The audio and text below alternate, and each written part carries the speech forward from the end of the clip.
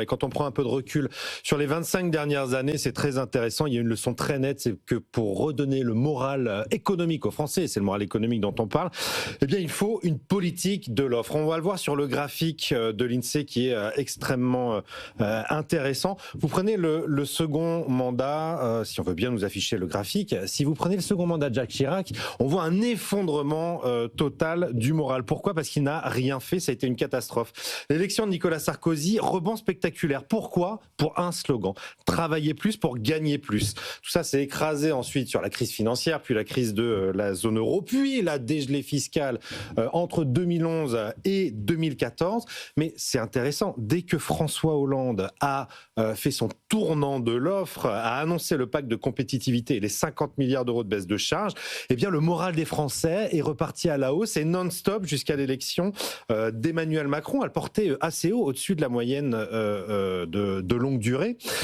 Alors depuis, c'est vrai qu'on fait des zigzags dans les marais avec la crise des gilets jaunes, la crise Covid, la crise énergétique. Puis on voit que comme pour Jacques Chirac, les seconds mandats sont jamais une grande réussite pour les présidents de la République. Vous en tirez la conclusion que le Français est sensible à la politique de l'offre ? Absolument. Ce qui fonctionne, c'est la politique de l'offre. On voit surtout que les Français sont souvent beaucoup plus lucides que les politiques qui les dirigent. Ils ont bien compris que ça n'est pas en assommant le pays d'impôts pour financer le tonneau des Danaïdes des dépenses publiques qu'ils s'enrichiront. Ce que veulent les Français, c'est clair, c'est gagner plus. Il n'y a pas 36 moyens pour gagner plus. Il faut, travailler davantage et réduire l'écart entre le salaire net, ce que touchent les salariés, et ce que verse l'entreprise, le super brut. Et pour ça, il n'y a pas 36 moyens non plus. Il faut baisser les charges et donc réduire les dépenses publiques. Pourquoi le moral des Français dans leurs chaussettes depuis 15 ans ?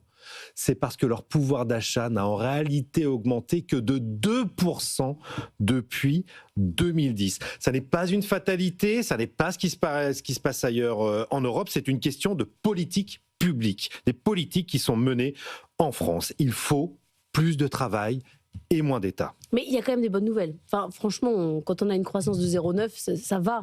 Oui, effectivement. La bonne nouvelle, c'est qu'en réalité, le monde économique est en train de se décorréler complètement de la situation politique. Les chefs d'entreprise continuent d'avancer, de travailler malgré le bruit. L'investissement des entreprises est en augmentation constante depuis 4 trimestres. La croissance, vous l'avez dit, s'accélère. 0,9 en 2025, 1,2 en 2026. Et la compétitivité s'améliore surtout grâce à une inflation assez basse. En 3 ou 4 ans, on a gagné 5 points de compétitivité face à l'Allemagne et ça, c'est massif. Merci Raphaël.